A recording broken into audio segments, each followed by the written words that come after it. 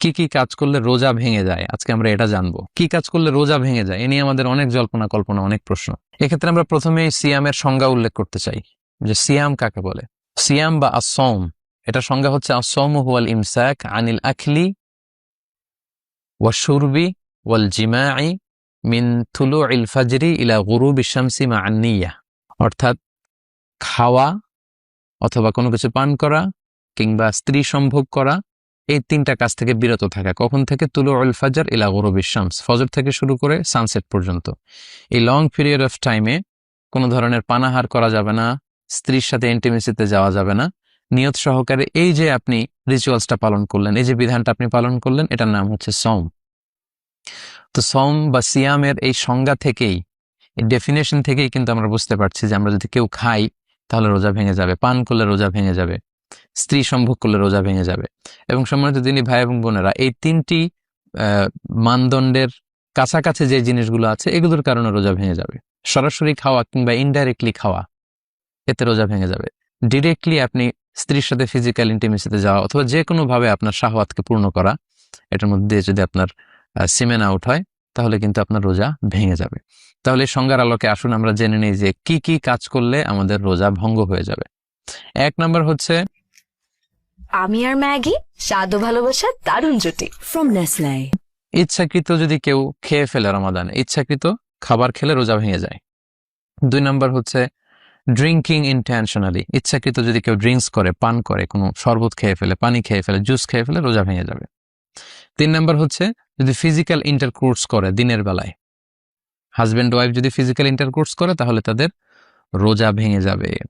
এবং এই ইচ্ছাকৃত খাওয়া, পান করা এবং ফিজিক্যাল ইন্টারকোর্স করা এটা খুব ভয়ঙ্কর। এই কারণে আপনার যে রোজাটা ভাঙলো এটা শুধু কাজা করলেই হবে না, কাফফারাও করতে হবে।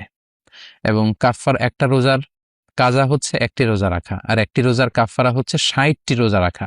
60, আই রিপিট, 60টি রোজা রাখা এবং মোতাত্তালিয়ান, ধারাবাহিকভাবে, মাঝখানে কোনো গ্যাপ দেওয়া যাবে না। তো এটা খুবই বড় একটা থ্রেট শরিয়ার পক্ষ থেকে এবং বড় একটা ওয়ার্নিং যারা রমাদানের রোজাকে ভঙ্গ করে। এটা পানাহারের কারণে হোক, স্ত্রী সম্ভোগের কারণে হোক, হাজব্যান্ড ওয়াইফের ফিজিক্যাল ইন্টিমেসির কারণে হোক, এতে যদি রোজা ভঙ্গ হয় শুধু কাজা করলেই হবে না, আপনাকে কাফফারাও দিতে হবে।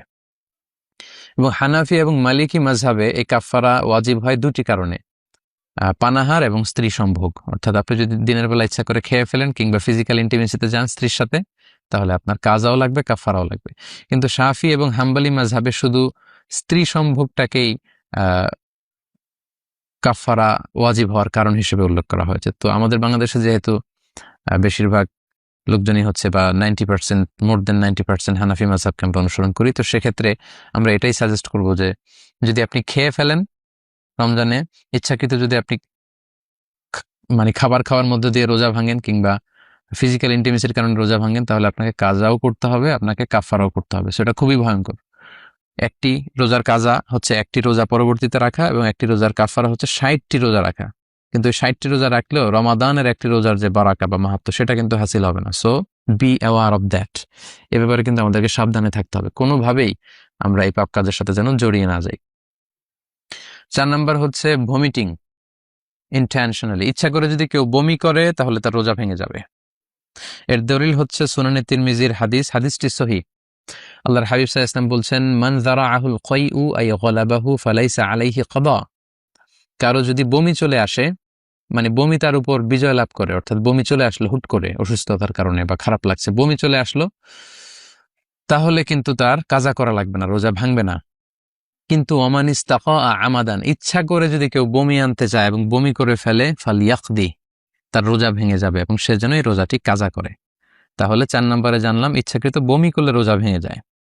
5 নম্বর হচ্ছে মাস্টারবেশন, যেটাকে আরবিতে বলে আল ইস্তিমনা, বাংলায় বলা হয় হস্তমৈথুন। এই কাজ যদি কেউ করে, অর্থাৎ ইচ্ছাকৃতভাবে যদি বীর্যপাত করে, তাহলে সে কারণে কিন্তু আপনার রোজাটি ভেঙে যাবে। সো যুবক ভাইরা, যুবক যুবতীরা খুবই সাবধান, এটা একটা বড় ধরনের পাপ, কবিরা গুনাহ মিনাল কাবায়ের, এবং রমাদানে যদি কেউ এই কাজ করে তার রোজা কিন্তু ভেঙে যাবে।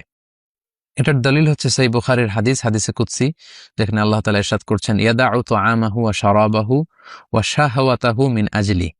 রোজাদার রমজান মাসে আমি আল্লাহর সন্তুষ্টির জন্য খাবারকে বর্জন করে, পান করাকে বর্জন করে এবং তার শাহওয়াতকে বর্জন করে, তার যে ডিজায়ার, তার যে যৌন তাড়না, এটাকে সে অবদমিত করে রাখে, কন্ট্রোল করে রাখে। সো আপনি যদি ইস্তেমনা করেন অর্থাৎ মাস্টারবেশন করেন, তার মানে এর মাধ্যমে আপনি আপনার শাহওয়াতকে, আপনার খায়েশকে আপনি পূরণ করলেন। সিমেন আউট করার মধ্য দিয়ে আপনি কিন্তু আপনার এই শাহওয়াতকে অর্জন করে ফেললেন। ফলে এই যে সিয়ামের একটা পার্ট হচ্ছে শাহওয়াতকে বর্জন করা, সেটা হয়নি। ফলে এ কারণে আপনার রোজা ভেঙে যাবে। সো খুব সাবধান। 6 নম্বর হচ্ছে কেউ যদি সিগারেট খায়, স্মোকিং করে, স্মোকিং ইনভ্যালিডেটস দ্য ফাস্ট। স্মোকিং এমনি তো এটা বড় ধরনের গুনাহ, এটা স্বাস্থ্যহানি হয়, পরিবেশ দূষণ করে, আশেপাশে যারা থাকে তাদেরও ক্ষতি। সো যারা স্মোকিং করছেন রমাদানে, খুবই সাবধান, আপনাদের রোজা কিন্তু ভেঙে যাচ্ছে। কারণ স্মোকিং এর মাধ্যমে যে টোবাকোর যে ধোঁয়া এবং এর মধ্যে কিছু পার্টিকেল কিন্তু আপনার দেহের ভেতরে চলে যাচ্ছে, স্টোমাকে চলে যাওয়ার সমূহ সম্ভাবনা। এজন্য স্কলাররা বলেছেন যে স্মোকিং করলে রোজা ভেঙে যায়।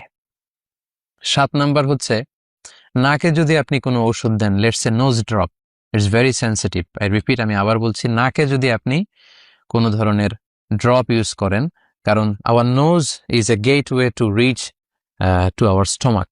আমাদের নাক দিয়ে কিন্তু আমাদের স্টোমাকে পানি, খাবার এগুলো পৌঁছে যায়। এজন্য দেখবেন কেউ যদি অসুস্থ হয় তাকে অনেক সময় নাক দিয়ে স্যালাইন দেওয়া হয়, নাক দিয়ে খাবার দেওয়া হয়। তার মানে নাক দিয়ে আমাদের পাকস্থলিতে বা আমাদের স্টোমাকে খাবার পৌঁছানোর একটা গেটওয়ে আছে। সো এই নোজ ড্রপে কিন্তু আপনার রোজা ভেঙে যাবে। এটা ভেরি সেন্সিটিভ, সাধারণত usually it goes in. So এই জন্য স্কলারদের ভিউ হচ্ছে যে আপনি নাকের ড্রপ যদি ইউজ করেন, এটার স্বাদ গলায় চলে যাবে এবং স্টোমাকে চলে যাওয়ার সম্ভাবনা। সো এটাতে রোজা ভেঙে যাবে। তাই আমরা সাজেস্ট করি আপনি রাত্রিবেলায় নাকের ড্রপ ইউজ করবেন। নাক দিয়ে কোনো ওষুধ ইউজ করলে কিন্তু আপনার রোজা ভেঙে যাবে। এটার দলিল হচ্ছে সুনানে তিরমিজির হাদিস। আল্লাহ রাসূল সাল্লাল্লাহু আলাইহি ওয়াসাল্লাম এক সাহাবীকে বলেছিলেন যে আসবিগিল wudu, তুমি অজুকে পরিপূর্ণভাবে আদায় করো, ওয়াখাল্লিল বাইনাল আসাবি', আর অজুর সময় আঙ্গুলগুলো সুন্দর করে খিলাইল করে করে পানি পৌঁছে দাও, ওয়াবালিগ ফিল ইস্তিনশাক, আর ভালো করে নাকে পানি দাও। আমরা অজুর সময় নাকে পানি দিয়ে ইস্তিনশাক করি। তবে ইল্লা আন তাকুনা সাইমান, তবে তুমি যদি রোজা অবস্থায় থাকো তাহলে নাকে পানি দিতে যেও না, নাকে পানি দিয়ে ভেতরের দিকে টান দিও না। কারণ রোজা অবস্থায় নাকে পানি দিয়ে ভেতরের দিকে টান দিলে এটা আপনার খাদ্যনালী দিয়ে স্টোমাকে, আপনার পাকস্থলীতে পৌঁছে যাওয়ার সমূহ সম্ভাবনা, এতে রোজা ভেঙে যাবে। তাই নাকের ড্রপ যদি আপনি ইউজ করেন আপনার রোজা ভেঙে যাবে। তাহলে সম্মানিত শুধু আমরা এই পয়েন্টটাও ভালো করে আশা করি বুঝতে পারলাম যে আমরা কি কি কাজ করলে আমাদের সিয়াম ভঙ্গ হয়ে যায়। পয়েন্টটিও আমরা আশা করি বুঝতে পেরেছি।